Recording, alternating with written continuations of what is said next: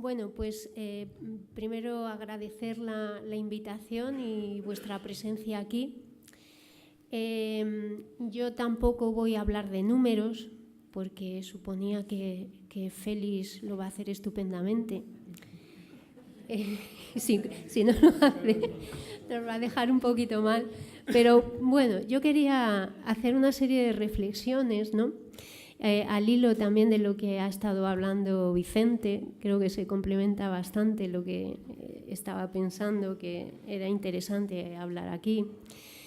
Yo no soy arquitecta, yo no soy urbanista, pero tengo la capacidad de preguntarme y de indignarme, y como bien se ha comentado, de ante grandes operaciones decir por qué.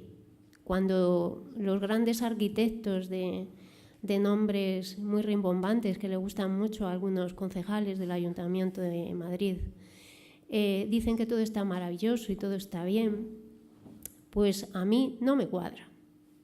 Y entonces pues me pregunto y pienso que no debemos aceptar eso por mucho que nos indiquen algunos grandes nombres, y se reacciona y vamos a los tribunales y encima ganamos. Y encima pues anulamos a Florentino sus planes y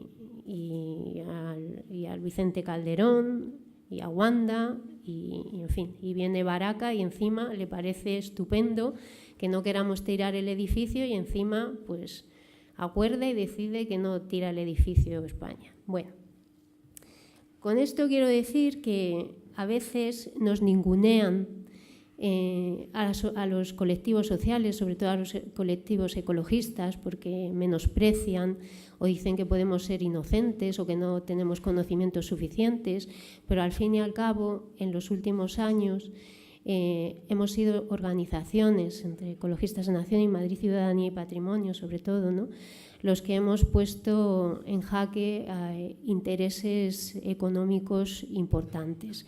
Y si no llegamos a más es porque no tenemos capacidad para ello, ¿no?, que ya nos gustaría. Bien, centrándonos en la Operación Chamartín, pues con la Operación Chamartín nos hacemos las mismas preguntas que nos hemos hecho con estos proyectos que os he comentado. ¿Y por qué, no? ¿Por qué? Los últimos meses pues me topé con una serie de documentos que me parecieron muy interesantes y muy oportunos traer aquí, como estos de la línea de pobreza, por lo que parece que empieza a hablarse de la línea de pobreza en el municipio de Madrid, en el Plan General del 82, y es una frontera que divide el municipio de Madrid entre norte y sur y que diferencia clases sociales y económicas, e incluso se vincula o está muy relacionada con planos sanitarios de salud que se remontan a bastantes años atrás, ¿no? Tenéis ahí el plano sanitario de 1902, en el que el patrón norte-sur se repite y en el que las tasas de mortandad eran casi el doble en el sur, en los barrios del sur, que con respecto al centro o al este, que era donde en aquella época vivía la burguesía y la clase alta, respecto al sur, que era donde vivía el proletariado. Las tasas de mortandad son esos porcentajes que vienen ahí y, como se ve, pues prácticamente duplican, ¿no? Ese modelo, esa diferencia se va repitiendo a lo largo del tiempo. Y como digo, incluso con mapas más recientes de la privación social, en el que casi se calca los distritos del sur con respecto a la línea que viene ahí dibujada, en cuanto a tasas de paro, de precariedad, de bajo nivel educativo, etcétera. Este proyecto, como ya ha dicho Vicente, lo que viene es ahondar esa diferencia. Esas diferencias que se vienen dibujando históricamente en el municipio de Madrid, en buena parte son medida del mal diseño o del de la responsabilidad urbanística, del diseño urbanístico de la ciudad. Y volvemos a incurrir una vez más, otra vez, en esa diferenciación y en ese ahondamiento de las diferencias norte-sur, ¿no? Si pasas a la siguiente, yo como ecologista, pues y en estas preguntas de por qué, ¿no? Digo, pero ¿por qué no hay otras alternativas? ¿Por qué no podemos? Madrid, no sé si necesita más viviendas. Es que, como bien ha dicho Vicente, con 150.000 viviendas vacías, pues resulta difícil, ¿no? Justificar esa necesidad de nuevas viviendas y ese centro de negocios. En la ciudad de Madrid a veces cuesta darse cuenta que más allá de Madrid existen otras cosas, incluso existen espacios protegidos, zonas forestales, espacios libres. Bueno, y aquí en la zona Chamartín está muy, muy cerquita, ¿no? Tenemos tenemos el Monte del Pardo y el Parque Regional de la Cuenca Alta, el Manzanares, que está abrazando, casi tocando la zona que se quiere desarrollar, el ámbito de la Operación Chamartín. Tenemos en Alcobendas el Monte Valdelatas y más al norte los carriles, el sector de los carriles, que afortunadamente esta semana, precisamente también por la presión social, se ha conseguido que Ciudadanos finalmente no votara a favor y el Partido Popular quedara en minoría y no se haya aprobado, pero está muy cerquita. Que se puede ver un poco mejor en la siguiente diapositiva. Serían casi 9.000 viviendas que presionarían pues esa zona, Monte de Valdelatas, Parque Regional, Monte del Pardo, ¿no? Además, esas líneas amarillas que en esta imagen se ven mejor que en la anterior son las vías pecuarias.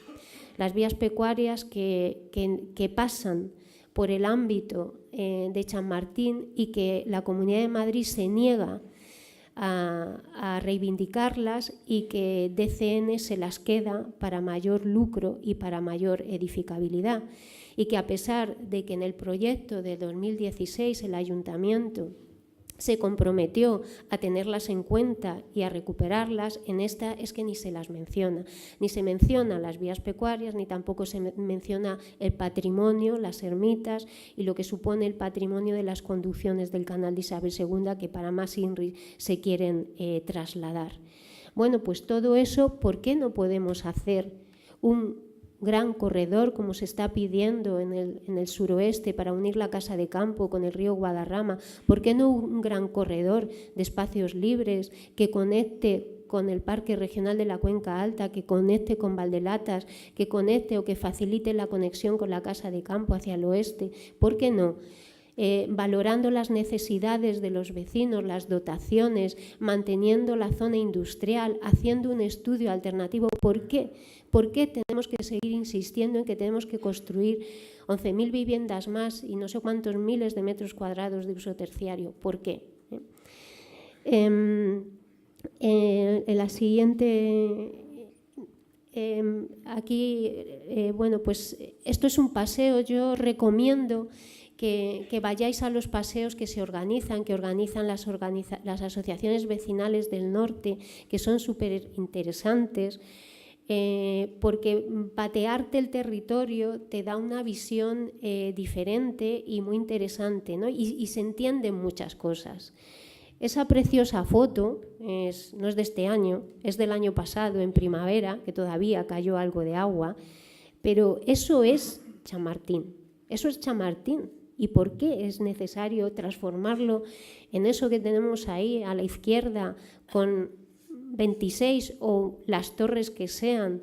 Y macizar todo, hacer desaparecer el espacio libre, trasladarlo a una losa de hormigón, las zonas verdes, para así permitir que quepan más torres todavía. Es que es todo tan absurdo. Desde la semana pasada estuve en el debate que hubo en el Colegio de Arquitectos y yo me sentía una zombie totalmente, porque yo decía, ¿pero qué están diciendo todas estas personas, ¿no? O sea, daban por hecho que había que macizar esa zona. ¿Pero por qué?, me preguntaba, ¿no? claro, supongo que me contestarán, porque está plasmado en el plan general. Los planes generales se pueden modificar, se cambian. Y más en este caso, donde la mayor parte del suelo es de titularidad pública. Nos dirán, bueno, hay que indemnizar a DCN. ¿Indemnizarle el qué? ¿Indemnizarle el qué? En otro documento muy interesante que ha caído en mis manos es la memoria de las cuentas de ADIF de 2016, en el que los señores de DCN no han pagado nada. Y no solamente no han pagado nada, sino que tienen que pagar a ADIF por haber incumplido los plazos. Han tenido que ampliar el convenio hasta el 31 de agosto del 2018, y esa ampliación del acuerdo lo que les ha supuesto es tener que pagar a ADIF una pequeña indemnización de casi 5 millones de euros, pero claro, comparado con lo que supone la operación. Entonces, ¿de qué estamos hablando? Pues, ¿por qué no se puede revisar el planeamiento? ¿Por qué no se habla con claridad, ¿no? Y ya para terminar, ¿no? Porque si pasas a la siguiente, bueno, esto es alguna de la marcha también del año pasado, en la que, bueno, pues es un territorio, es un terreno en el que se puede ir en bici, se puede andar, se puede pasear, se ven al fondo, se ven algunas de las infraestructuras del canal de Isabel II, lo que quieren trasladar de una forma absurda. La ermita de San Roque también se ve ahí, ¿no? Que, como os digo, ha desaparecido de las menciones, no aparece en el acuerdo firmado de julio, ni se menciona el patrimonio, ninguna de las dos ermitas, no se menciona absolutamente nada, ¿no? Y eso forma parte del territorio, forma parte de nuestra memoria, forma parte del valor del territorio. No entendemos por qué, como decía Vicente, que lo hiciera el Partido Popular, pues en fin, pero encima que lo haga ahora Madrid, es que no entra en nuestra cabeza, al menos en la mía, ¿no? La siguiente, esto sí es de este año, esto es hace muy poquito tiempo, creo que fue a primeros del mes de noviembre que hicimos el paseo. Otra vez, la degradación, el avance de la degradación del año pasado a este es brutal. La cantidad de basura es impresionante. Estoy convencida que es a propósito, ¿no? Que no se ponen medidas porque no interesa, porque hay que justificar la degradación del territorio, pero es que los vertidos se retiran, ¿no? Esto está, es que se corta hasta el camino, el camino está cortado por los vertidos impresionantes que hay y no pasa nada, y los propietarios del suelo no hacen nada, y el ayuntamiento no hace nada, y esto está pasando delante de las narices de todos, como digo, en fin, pues parece un intento, ¿no?, de justificar ese mal estado. Los vecinos, claro, ante esta situación, pues si les ponen unas fotos de estas maravillosas de las que hace DCN y le ponen esto al lado, pues hombre, es humano decir que esta basura no la quieren ahí, y que se les intente convencer de que con esas maravillosas torres no va a haber basura, es que no va a haber basura ni va a haber nada más que ladrillos. Entonces, pues en fin. Y la siguiente, y bueno, esta ya es la última, en la que además del traslado de las infraestructuras del canal, también se quiere trasladar, como ya se ha dicho, las cocheras de la MT y la zona deportiva. Esta es la zona deportiva, ¿no?, que los vecinos y vecinas llevan reclamando que se abra para el barrio, y que no se hace, y no solo no se hace, sino que se va a eliminar. Y también como restos, como para poner también en valor, ¿no?, los restos más recientes de nuestra historia y de la ciudad. Eso es un tramo de los raíles del tranvía que están ahí muy cerquita del nudo de la M30, y que también desaparece. Son restos que desaparecen, que quedan borrados por un proyecto que no tiene ninguna justificación, y que de sostenible pues bastante poco, ¿no? Ya se han mencionado el tema de la movilidad, tal vez sea uno de los puntos más débiles del proyecto, pero ante casi 30.000 nuevas personas que podrían ir a vivir allí y 100.000 personas a trabajar nuevas, es que no cabe en ninguna cabeza que se vaya a mejorar la movilidad, cuando además el proyecto no puede actuar transversalmente, porque las limitaciones que tiene el planeamiento es en cuanto a actuaciones en transporte solamente es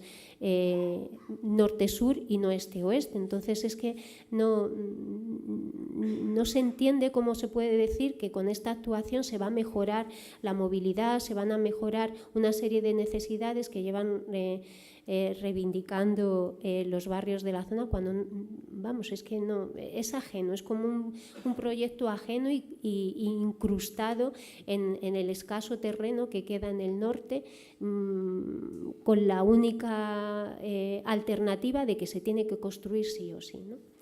Y bueno, pues nada más.